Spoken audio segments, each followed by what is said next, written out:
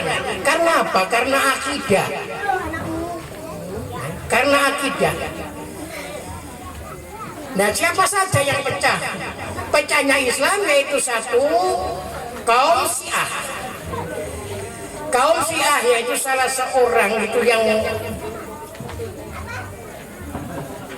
mengadakan yang pertama pada waktu salah seorang Abdullah bin Sabah itu pendeta Yahudi dari Yaman masuk Islam, ingin menjadi pemimpin Islam, tapi para sahabat teringat dulu Rasul pernah bersabda jangan sampai kamu mengangkat salah seorang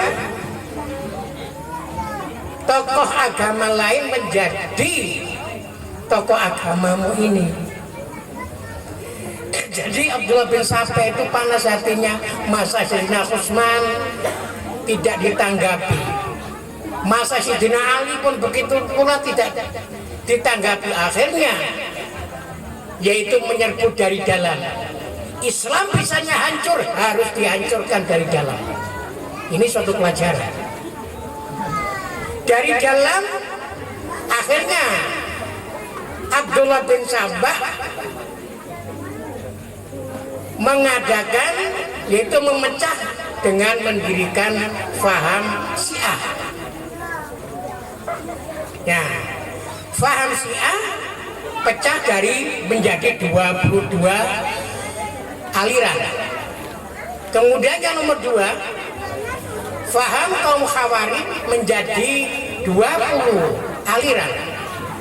Kemudian kaum Mu'tazilah 20 aliran. Jumlahnya sudah 62 aliran. Kemudian kaum Murji'ah 5 aliran. Kemudian Najariyah 3 aliran. Berarti 88 ditambah 38 menjadi berapa ini? 60, 70. Kemudian Jabariyah 1, Musabbihah 1, 72 golongan. Ditambah 1 yaitu Ahlus Sunnah wal Jamaah menjadi 73 golongan. Ini ya, maka dari itu para adik-adik generasi muda, generasi penerus harus paham betul. Jangan sampai nanti adik-adik ini terkecoh adanya alian-alian. Kemudian Sabaiyah yang ada di Irak sampai sekarang terus antara Sunni dan yaitu Syiah Sabaiyah. Kemudian Syiah Husainiyah, kemudian Syiah Imamiyah yaitu yang ada di Iran, kemudian Syiah Ismailiyah di Pakistan, kemudian Syiah Zaidiyah yang ada di Yaman, kemudian Syiah yaitu Koromita. Nah, dan kemudian tentang mengenai masalah keyakinan mereka itu apakah sama? Mari kita tinjau agar supaya memahami. Orang Syiah mempunyai pendapat Khalifah Masih yaitu menerima wahyu dari dan juga maksum. Ini adik-adik mungkin tidak akan yaitu tidak menjawab iya. Karena apa? Karena kesemuanya kita ini adalah orang Ahlus Sunnah wal Jamaah, maka menjawab khalifah orang biasa, tidak maksum dan tidak menerima wahyu. Tapi orang Syiah begitu dan lain sebagainya banyak juga.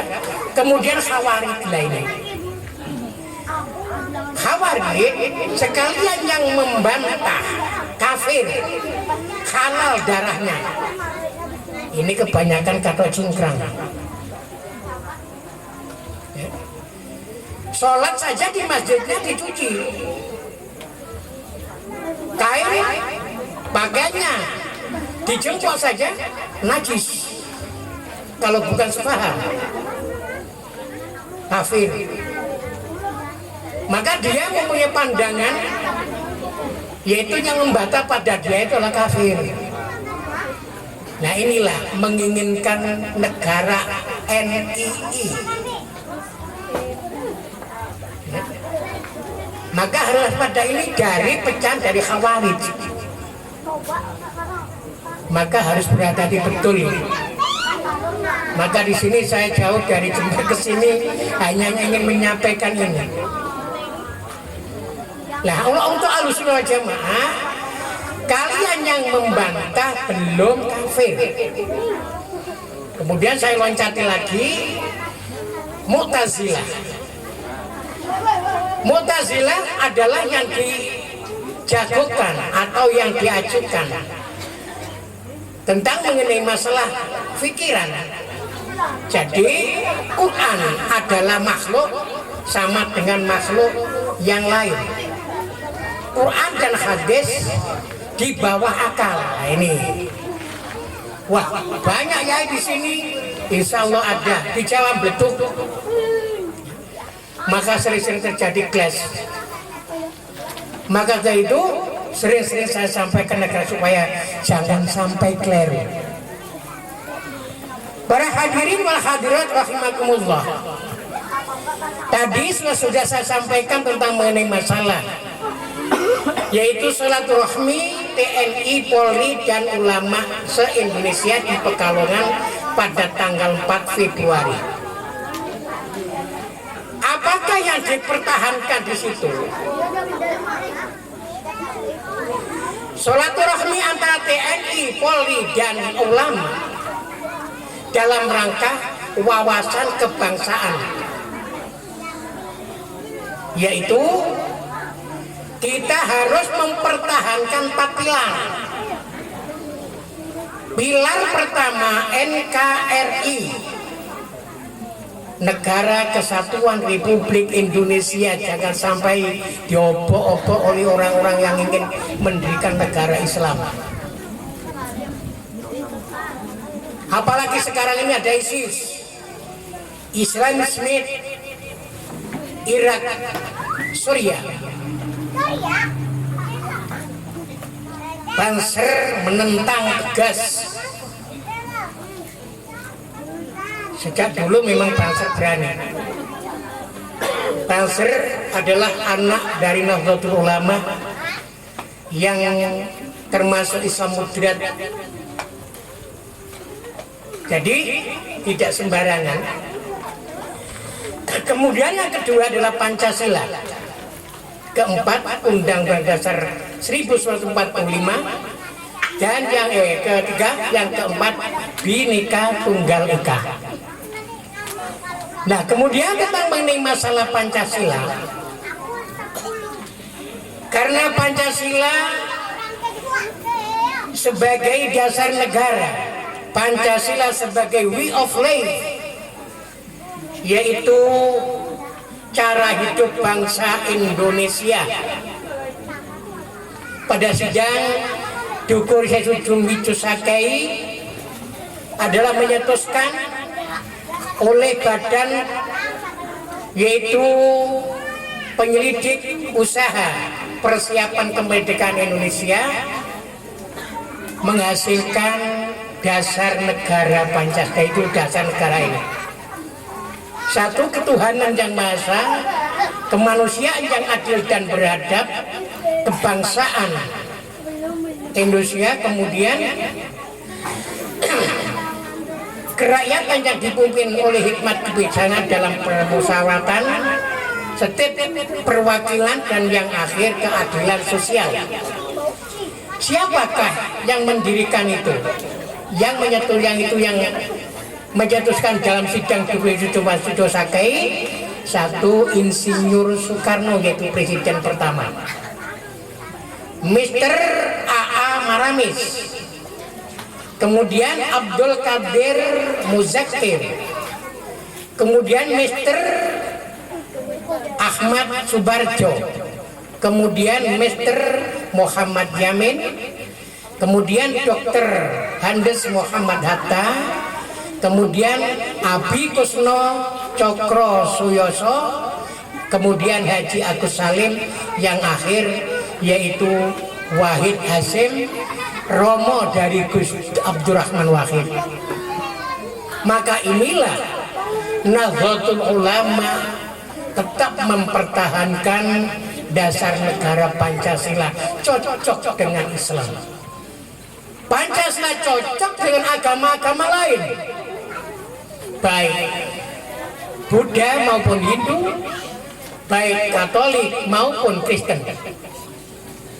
Jadi situlah untuk membentuk persatuan dan kesatuan. Kemudian Bhinneka Tunggal Ika, jelas Bhinneka di dalam bahasa Sanskrit yaitu berwarna-warna, tunggal satu, eka satu. Jadi berjenis-jenis bangsa menjadi satu tujuan. Di dalam Al-Quran juga diterangkan, ya ayyuhan nas inna khalaqnakum min dzakarin aw untha wa ja'alnakum wa qabaila li ta'arufu inna akramakum indallahi atqakum. Jadi sesungguhnya Allah menjadikan manusia laki-laki dan perempuan berbangsa-bangsa, bersuku-suku, bergolongan, satu antara satu sama lainnya harus saling ta'aruf.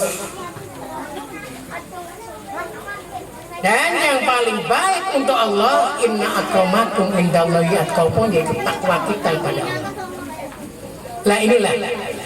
Maka dari itu marilah kita kuatkan, kita harus bertekad.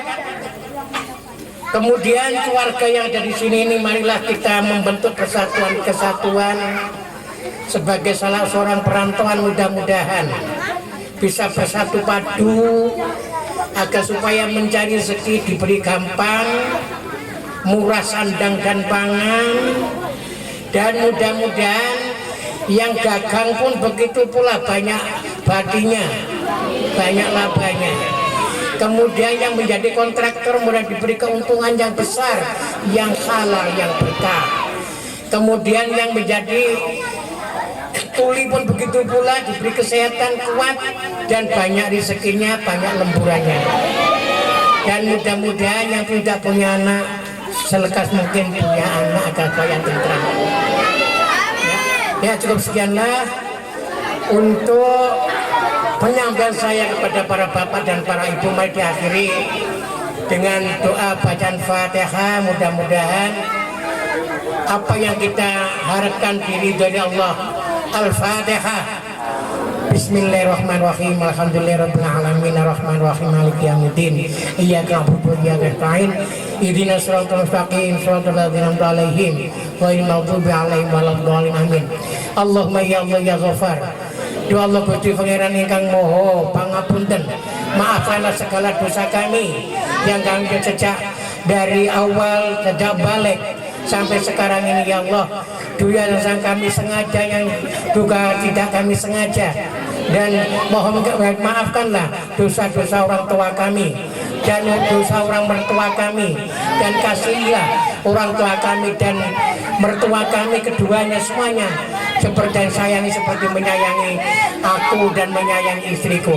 Allahumma ya Allah, kabulkanlah segala hajat kami, yaitu untuk mendidik daripada anak kami.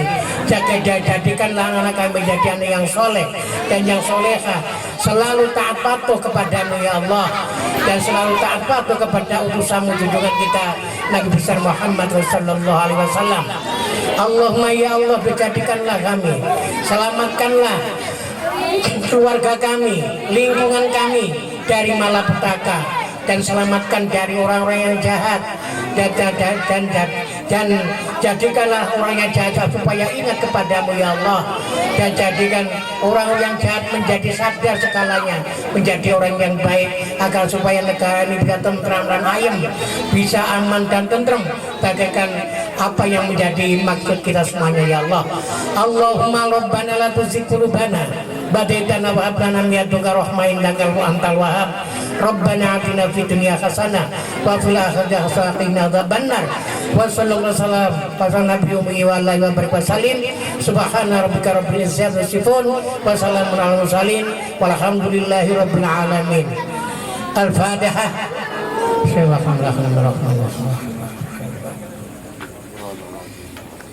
Wassalamualaikum warahmatullahi wabarakatuh.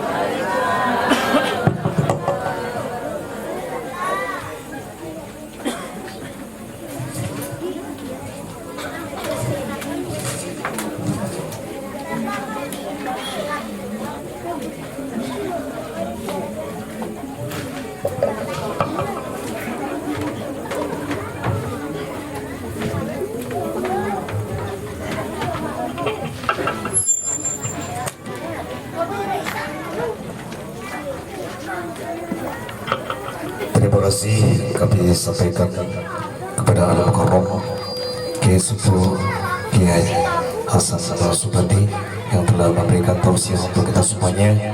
Tentunya demikianlah acara program hari ini berkat kerjasama kita semuanya. Tentunya kami ucapkan terima kasih tentunya kepada lingkungan Patanta, kepada semuanya. Assalamualaikum warahmatullahi wabarakatuh.